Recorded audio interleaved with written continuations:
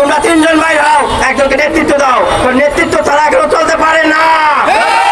বাংলাদেশ সেনাবাহিনীতে বহুত লোক আছে, সেনাপ্রধান ছাড়া কখনো সেনাবাহিনী চলে না। প্রত্যেকটা বাহিনী চলতে গেলে, যেমন অর্গানাইজেশন চলতে গেলে, যেমন একজন বর্তমানী সদস্যের একটা কথা, যেভাবে আপনি মানবতা দেখিয়েছেন আবু সাইদের এই বাংলাদেশে, মুগ্ধর এই বাংলাদেশে আর কোনো বৈষম্য নাই।